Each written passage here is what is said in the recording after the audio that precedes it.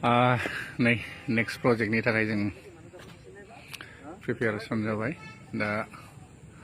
next प्रजेक्टआव जों बायदि बायदि खामानि इउज खालायगोन नै दा जों जेरैबायदि थैसाम पार्ट 2 खौ रायजोफ्रा जोंखौ माने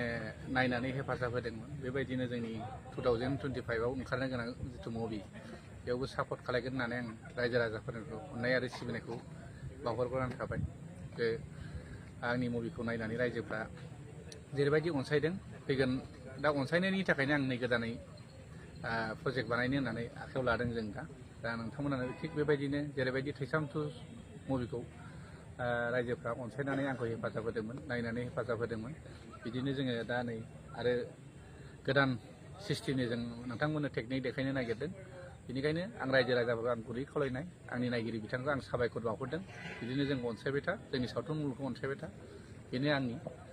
बुंनो गोनां आं जों फिल्मनि नामखौ दा खोन्थाथ'वा खिन्थु दा जोंहा शुटिंआ स्टार्ट जाबाय आरोखि रिलिजखौ माला खालामनो सानदों रिलिजआ जुलाइ माने फैगौ जुलाइआवनो माने हल रिलिज जागोन जोंहा थांनायाव जों जेरैबायदि जोङो 11टा माने 14टा हलाव रिलिज जादोंमोन एबार बांसिन हलावनो रिलिज जागोन आरो दा